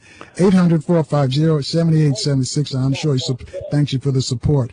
Line 4, Sylvia's calling you, Dr. Anderson, from Palm Springs, California, out in the desert. Sylvia, you're on with Dr. Anderson. Good morning, Carl. Good morning, Dr. Claud Anderson. Good morning to you. You have been an inspiration. I just want you to tell me what you think about something that you've motivated me, and I've been an advocate of yours ever since when you started the fish farm and Inglewood, and I sent my $80 and it didn't go through, and you sent my $80 back to me when it didn't go through with a little small interest on it. And from that moment to this, you've been my inspiration, and I have come up with, from your plan, I have put together. I've been working on it all these years, and now I've got it down to the logistics and the method of bringing your plan to actual fruition. And it calls for, just briefly, and I just want to know what you think about it.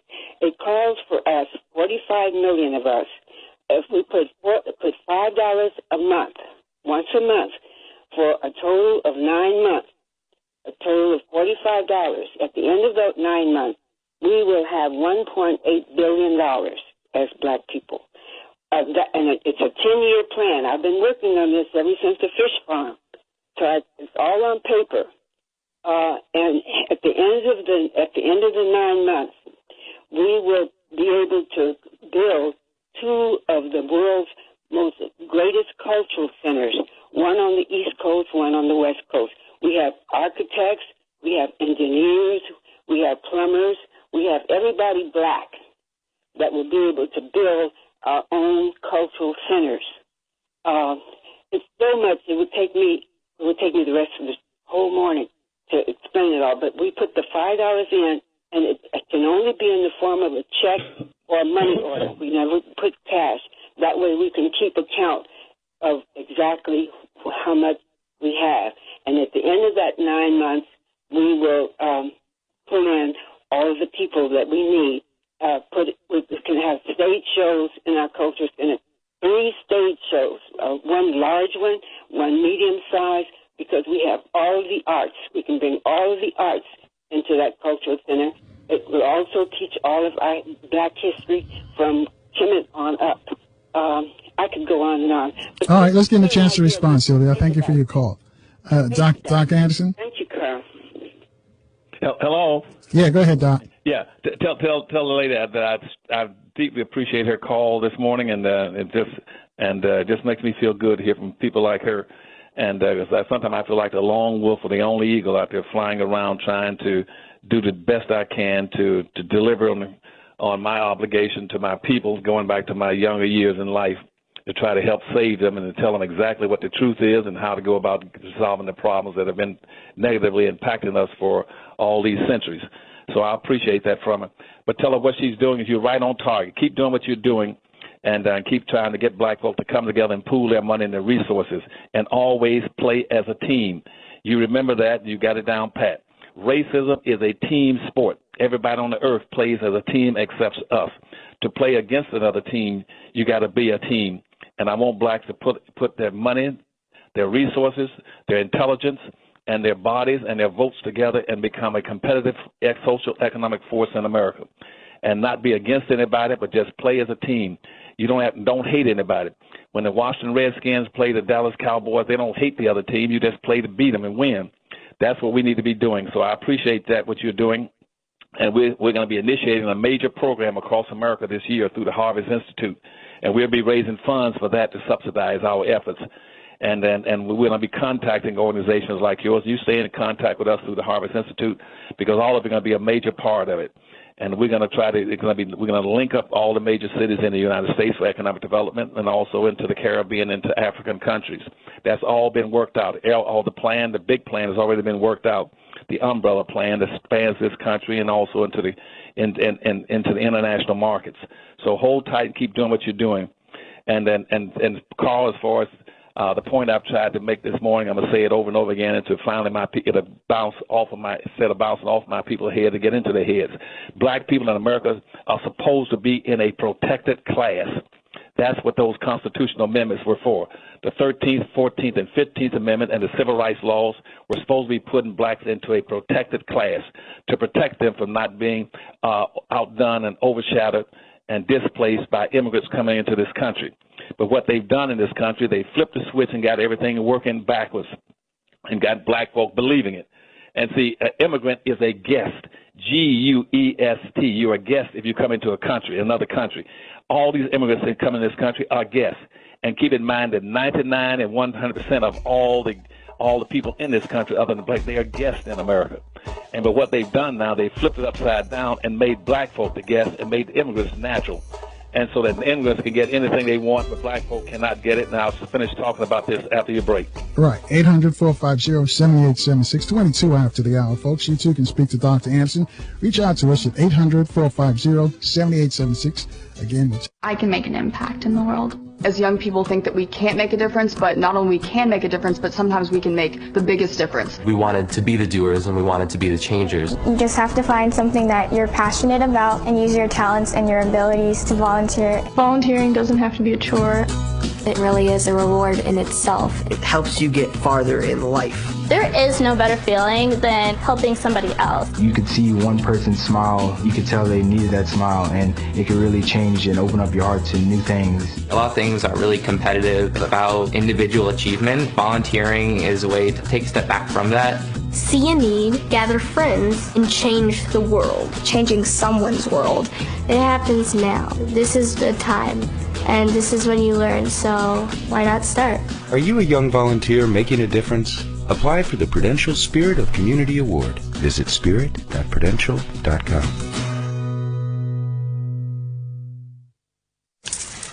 Let's go inside the mind of a 10-year-old. I should have worn those earrings today. I like those earrings. Gabby has those awesome earrings. I need to ask her where she got those, but that's just what she would want me to do.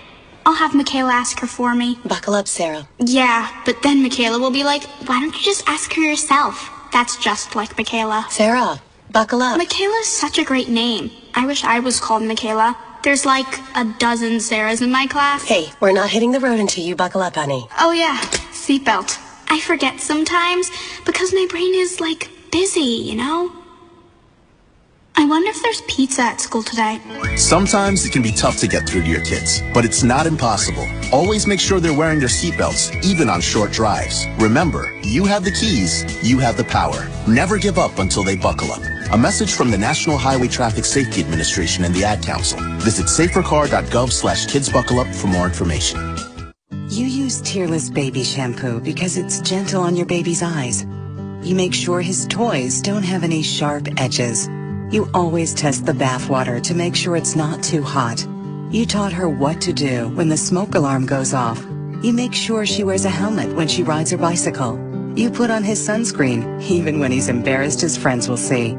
You do so much to keep your child safe. But are you using the right car seat for your child? Is your child facing the right way in the car seat? Is the seat too big or too small? How do you know when it's time to move your child into the next type of seat? Car crashes are a leading killer of children ages 1 to 13. Protect your child's future at every stage of life. For information on the right seat for your child, visit safercar.gov/the-right-seat. That's safercar.gov/the-right-seat. A message from the National Highway Traffic Safety Administration and the Ad Council. 1450 WOL, where information is power. This show has been previously recorded. No phone calls, please.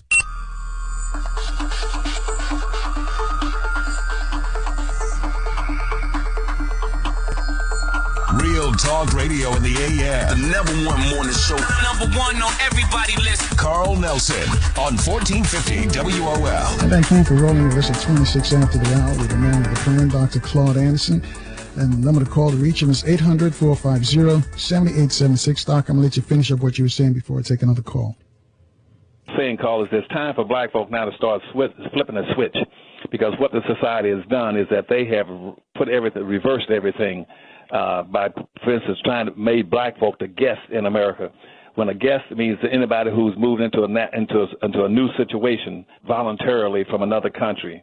And in this country, immigrants are the guests, not black folk, but they have made immigrants the natural welcome people through what they call the American dream. The American dream intentionally attracts any and everybody around the world to come to America and get unearned benefits over black folk.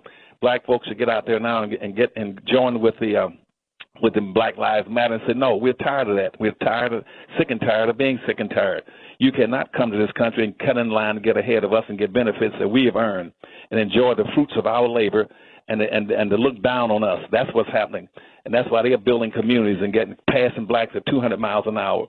And so what black folk need to do is to flip the switch and now say, you're the guest and we're the natural inheritors of the resources in this country. And start pushing their own group self-interest. Black folk need to stay away from altruism and trying to love the world and start loving themselves first. They need to start seeking substance rather than symbolism. No more symbolism, this symbolic stuff. Start promoting group aggregation over social integration. They should stop majoring in the minors and start majoring in the majors. And they should learn how to become producers, learn how to produce and build black business districts across America, and learn how to produce jobs rather than start continuing seeking jobs, and start recapturing that blackness and be doing what they've never wanted to do except for a short period of time from 1915 to 1935, is accept your blackness, and that God sent you here black, your mom and daddy brought you here black. There's nothing wrong with being black. and say that, and use that blackness as your exceptionality. Blackness is your badge. Blackness is your historical experience.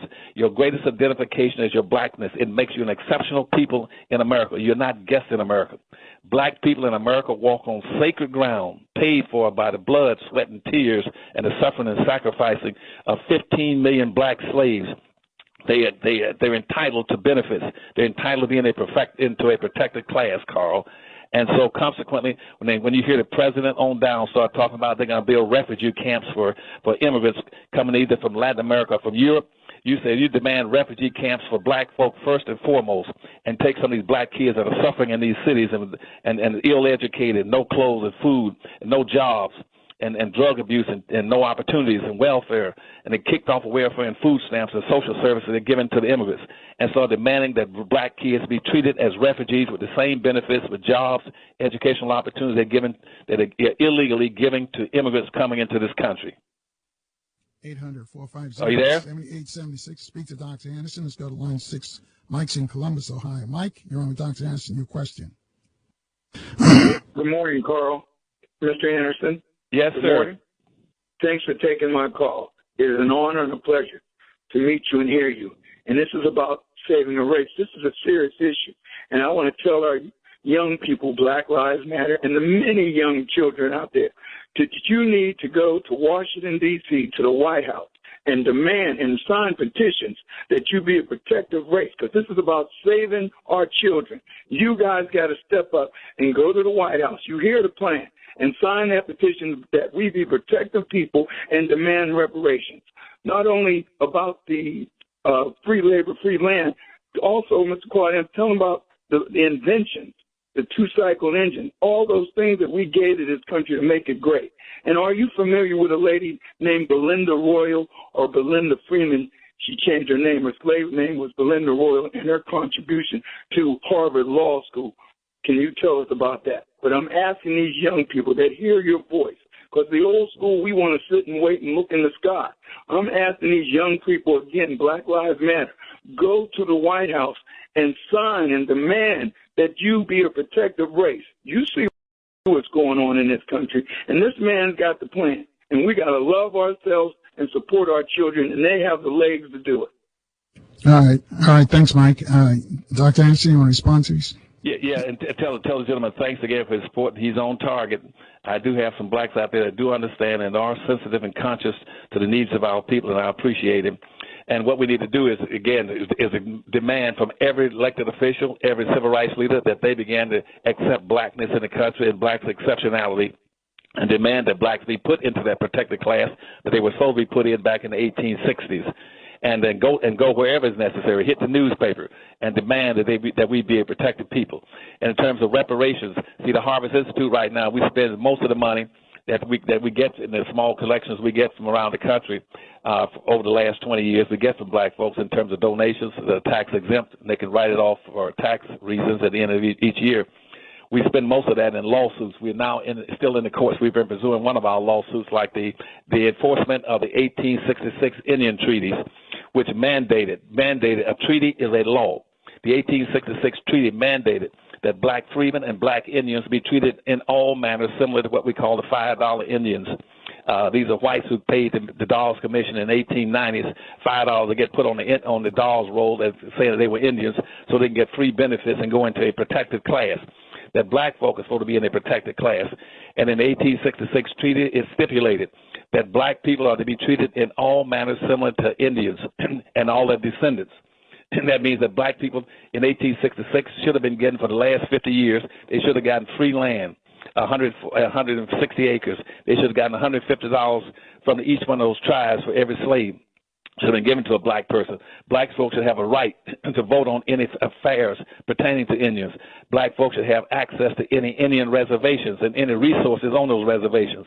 Black folks should be able to go to the government and be able to get contracts, either in electric or in any media, such as radio, TV, cable system, or licenses, and without paying for them, just like the Indians are getting. Black folks should be able to be tax exempt and not pay taxes. Black folks should be, those black freedmen and black Indians should be able to go get go to any school without paying a tuition. Those same black kids and Indians and descendants should be able to go and build casinos just like the white Indians can. All those are benefits. We got a lawsuit now that's in the federal claims court. We got a lawsuit into the appellate court. We got a lawsuit in the Sixth Circuit Court and been petitioned in the United States Supreme Court to ask the government to carry out the mandates of the 1866 treaties, which Civilized Tribes Treaty, which says dictated benefits, mandated benefits for black folk in this country, and we can't get hardly one except Maxine Waters in the Congressional Black Caucus to stand up for black folk. All the rest were running hide in the bathrooms because they don't want to deal with the issues. And we can't get any of the other elected officials and the civil rights leaders to stand up for the enforcement of the 1866 Indian treaties and all the billions of dollars of benefits that should have gone to black folk for the last 150 years. We also got a lawsuit, going in on the freedmen banks, where the black people, slaves, and they came out of slavery. They invested their money in the freedmen banks in the mid 1860s, and by 1873, the government had appointed white authorities over those banks, and they stole every penny. All $35 million disappeared. We want restitution. We want compensation for all that money that was stolen from those ex-slaves who just come out of slavery. All right, hold that thought right there, Doc. We got to take a break for the news. And folks, you can help because Dr. Anderson's funding all these lawsuits by himself. If you want to help, you just go to theharvestinstitute.org. That's theharvestinstitute.org, and you can help Dr. Anderson fund some of these lawsuits. He's filing on behalf of all of us. 800-450-7876 to speak to Dr. Anderson. Welcome, NBA fans. Tonight's NBA Man, nothing beats seeing an NBA game in person. Hey, buddy, thanks again for driving. So, where are our seats? Oh, we're sitting right around the corner. Hey, but before we do anything, let me stop for a second at the designated driver booth and make the pledge. Excuse me, sir. Did you say designated driver? Yeah, I'm the designated driver tonight. Congratulations. You are a winner. And for being the designated driver and always buckling up, every trip, every time, you have won the adoration of your friends and family who will get home safely from the game. Cool. Your prize also includes the gratitude of all of the drivers on the road who won't have to fear for their lives. And finally, you've won the chance to follow your favorite NBA team to the NBA Finals because responsibility has its rewards. Woo! Yeah! To find out more, visit the designated driver booth at the arena or visit rhir.org. A message from this station and Team Coalition. I can make an impact in the world. As young people think that we can't make a difference, but not only we can make a difference, but sometimes we can make the biggest difference. We wanted to be the doers and we wanted to be the changers. You just have to find something that you're passionate about and use your talents and your abilities to volunteer. Volunteering doesn't have to be a chore. It really is a reward in itself. It helps you get farther in life. There is no better feeling than helping somebody else. You could see one person smile, you could tell they needed that smile, and it could really change and open up your heart to new things. A lot of things are really competitive about individual achievement. Volunteering is a way to take a step back from that. See a need, gather friends, and change the world. Changing someone's world. It happens now. This is the time. And this is when you learn, so why not start? Are you a young volunteer making a difference? Apply for the Prudential Spirit of Community Award. Visit spirit.prudential.com.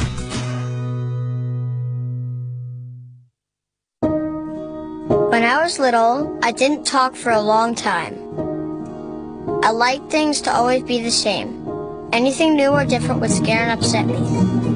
I was very sensitive to lights and sounds. It was almost like I had bigger eyes and ears than everyone else. So I built secret hiding places where nothing could get in. I didn't like looking people in the eye. It made me feel uncomfortable. I'd throw big tantrums over little things like when my socks didn't match. Sometimes I'd do the same things over and over. Until one day, I found out I had autism. My family got me help. Slowly, I learned how to live with it better. You can see signs of autism in children as young as 18 months. Early intervention can make a lifetime of difference. Learn the signs at autismspeaks.org/signs. Brought to you by Autism Speaks and the Ad Council. 1450 WOL, where information is power. This show has been previously recorded. No phone calls, please.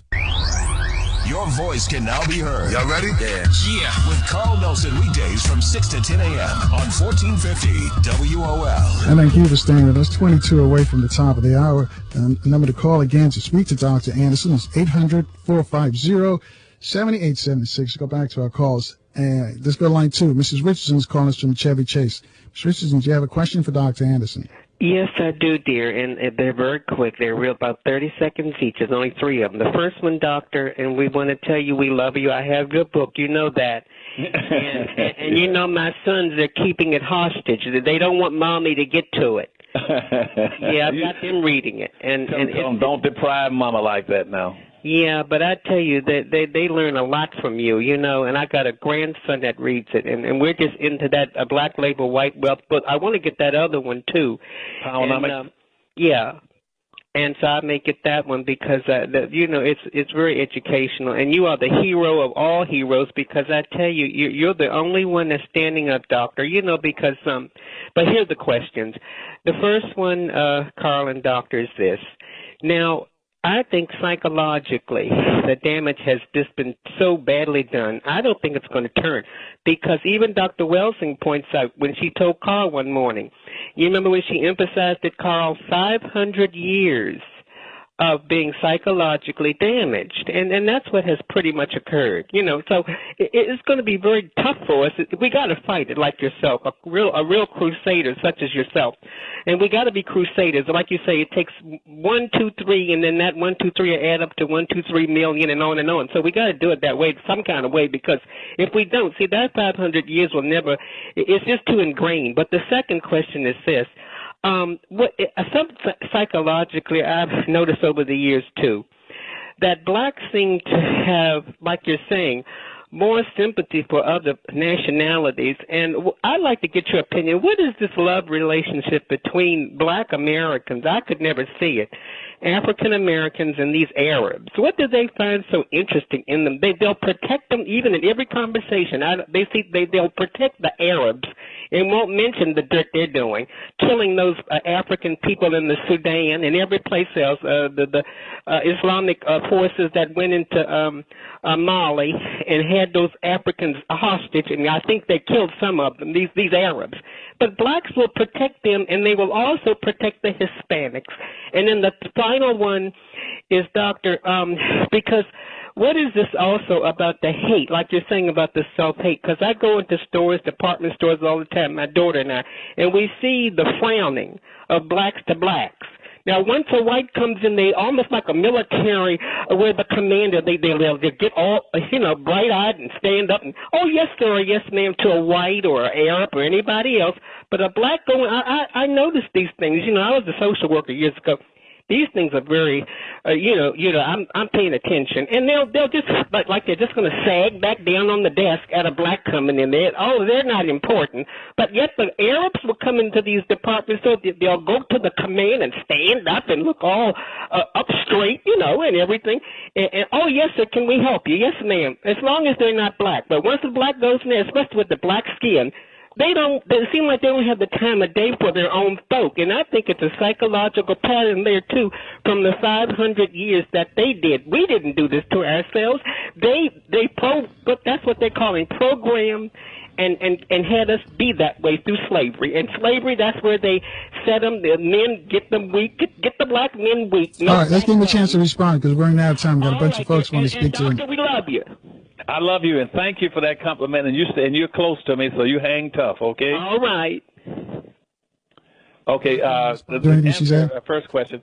Let's go back to about the Arab thing. But see, first of all, back in about 1200s, black Musa, he started a lot of that when he tried to do a pyramid out of Africa into the Arab nations, trying to see if he can conduct some international trade with him.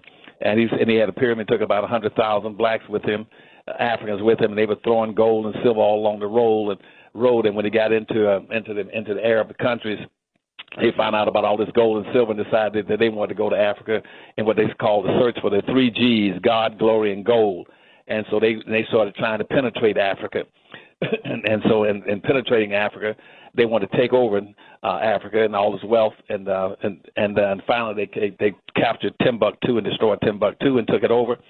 but they are mandated at that point in time that all blacks in Africa learn to do two things: started practicing Islam and being identified with the Arab nations, as the Arab nations began to acquire all the wealth and resources out of Africa. And they were taught that any official in Africa at that time, under the different various chiefs, had also ascribed to Islam. And so they've been pretty well hung on that ever since, even though the Arabs were the first enslavers of black folk, and they've been enslaving black folk now for about 1,300 years, and they've been enslaving about 1 million blacks every 100 years. So that means over the last 1,300 years, they've enslaved something like they've enslaved way into the millions, multi-millions of blacks, and they're still enslaving them in Mauritania, Ethiopia, and Sudan, as the Arabs try to conquer those countries and take over not only kill off most of the people that are not Arabs, but also to take over the oil fields in those countries. So that's one of the issues with that. The second thing she asked about was about meritorious manumission. Meritorious manumission, that is a social engineering process that was initiated back in 1710 to persuade black folk to see the world through the eyes of whites and through the eyes of white people. So that puts black folk in a conflict position. That's like standing in front of a mirror and somebody asks you to see what you see in front of you. And see, when you look through the eyes of whites who are in opposition to you, everything is backwards. So in a mirror, when you raise your right hand, you think you raise your right hand, you're raising your left. And so black folk become psychologically disoriented by trying to see things through the eyes of whites, and they become discombobulated and begin to hate their own people. But there's a reward system tied into meritorious manumission, and they explain it in modern day terms. It's the reverse of group therapy that's taught in master's and doctor's degrees in our various universities in psychology and psychiatric services. Where those services are taught to use group therapy to bring people together, meritorious manumission was just the opposite. And it taught people it was designed to tear black folk apart and keep them separated, so they would never see their own interests and their own people's interests. They would only see the interests of the white master and the dominant society. And in the white society, whiteness signifies wealth, power, and respect. And so black folk, as long as they're seeing the world through the eyes of whites, they're going to see whiteness as power, wealth, and respect. And they're going to see black folk in the reverse as being negative, worthless, useless, and something to be avoided at all costs. That's called meritorious manumission policies that went into effect in 1710. Some people tried to redirect it, saying it was Willie Lynchism, but it was not Willie Lynchism. Willie Lynchism didn't even exist at that point in time. But it was called meritorious manumission that was initiated initially in South Carolina, spread to Virginia, then went through the rest of the colonies in 1710. They rewarded black folk to be in opposition to their own people and to be against their own people and to identify strictly and solely with whiteness. All right, 800-450-7876 is keep rolling here at 16 away from the top of the hour. Let's go to line 5. Don is calling us from D.C. Don, you have a question for Dr. Anderson? We lost Don on line 5? Okay. Let's move to line 4. Sarita's calling us from Los Angeles. Sarita? Yes, good morning to you, Carl, and good morning to Kathy Hughes and Dr. Claud Anderson. All three of you guys are truly a blessing to the human race. Thank you so much, Dr. Anderson. I've been listening to you for a long time. But the lady before me took my question and my comment, rather, and that is, I cannot understand why black folks, they come on here and, and it's not just being done to us, it's being done to others. But I don't care. You use Tearless baby shampoo because it's gentle on your baby's eyes. You make sure his toys don't have any sharp edges. You always test the bath water to make sure it's not too hot. You taught her what to do when the smoke alarm goes off. You make sure she wears a helmet when she rides her bicycle. You put on his sunscreen, even when he's embarrassed his friends will see. You do so much to keep your child safe. But are you using the right car seat for your child? Is your child facing the right way in the car seat? Is the seat too big or too small? How do you know when it's time to move your child into the next type of seat? Car crashes are a leading killer of children ages 1 to 13.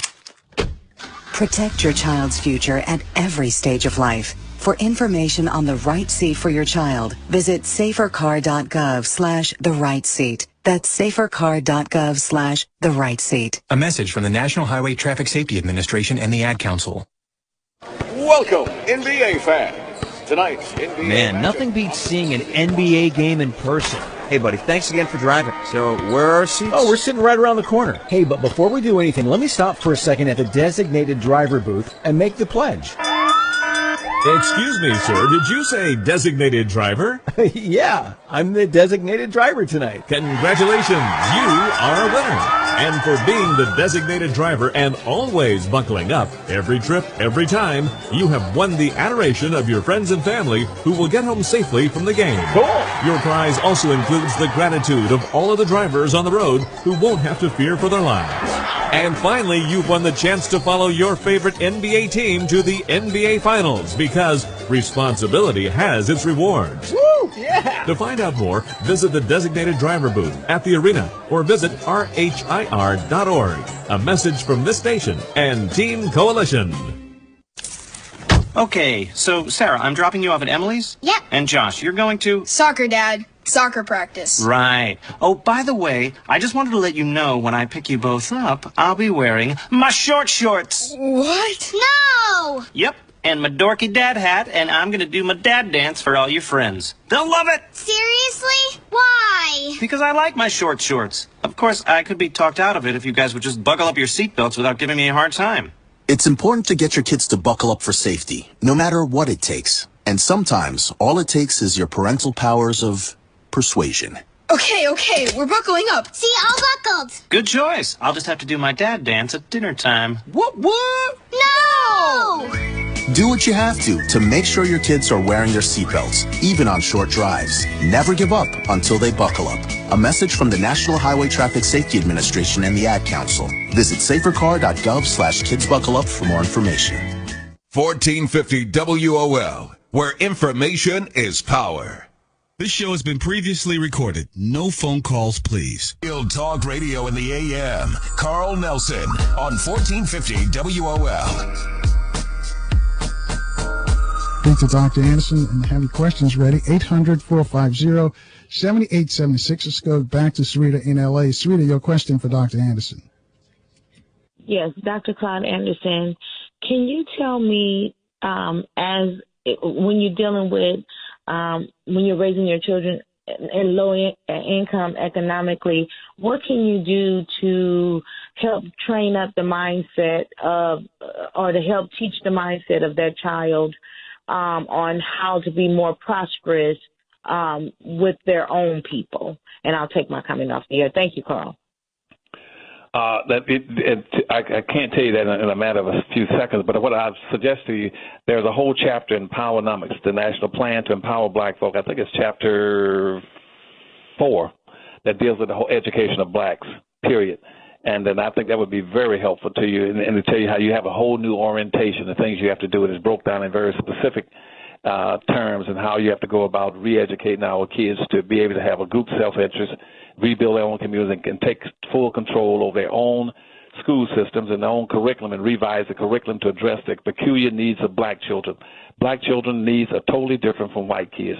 White kids and black kids come to school with different baggage. Black kids come to school with all kind of emotional, physical, financial baggage that white kids don't have. So I would suggest that you try to get the book Powernomics and read that and read chapter 4, and that'll cover all of that for you. Well, Doc, what would you say when people say, they just heard what you said and says all the children are equal because they come to school, they from equal backgrounds. So therefore no student should get anything special. How would you respond to that? Well, I told them, first of all, you can't, like I told you one time down in Tampa, Florida, a woman that told me when I was over education, told me, said, Dr. Anderson, doing the integration, I treat all my kids the same. I don't see no difference between a black child and a white child. I said, then you need to be fired. Because they come here with different emotional experience. Every individual and every black child is a sum total of his experiences. He comes to school bearing those experiences, and people tend to see based on their perceptions are framed by what they see, what they've been taught to see, what they've been encouraged to see, what they're comfortable seeing, and what they expect to see. And so black kids have had a totally unique experience that's totally different from whites.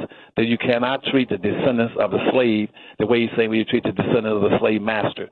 They have had different experiences, they have different needs and goals, and they have different resources available to them to guide them and cultural things they can do that black kids do not have.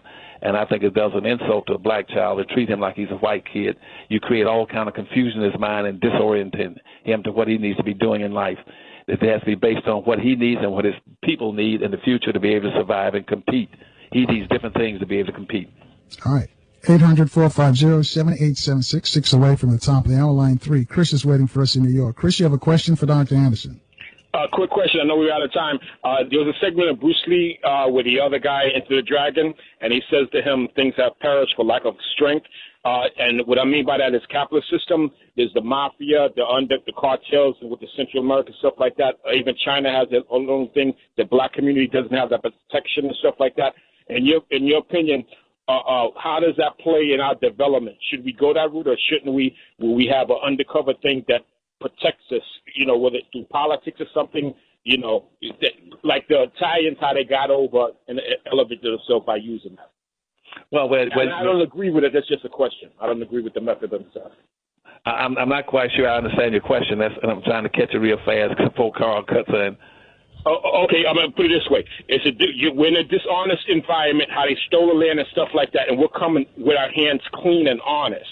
And if you do that, once you get in the game, they could change the rules on you. Now, if you got somebody with a baseball bat threatening them and they have your protection or something like that, the lack of protection we have to grow, without that protection, you're vulnerable to your enemies. So that protection, do we need that to advance as a community? Is that a missing ingredient? What do you think? Yes, you have to have some form of protection. That's why you have to rebuild your own communities. Not only must you rebuild your communities and rebuild and have and organize your own businesses, produce as many of your own services and products and goods for your own people. We're just about out of time. Doc, real quick, how can folks reach you? Okay, I'm sorry. Okay, tell them they can contact us through the Powernomics Corporation. That's area code 301-564-6075. Again, the Powernomics Corporation. They can get all of our books. We currently have a Power Pack for the 4 best-selling books in America. You can get all 4 of those books for $70. It's called a Power Pack, Powernomics Power Pack. All right. And you can call Doc, we got to run. Folks, you didn't get that information, just call Kevin. He has that number for you, or reach out to us. But we got to get out of here. He's flicking the light.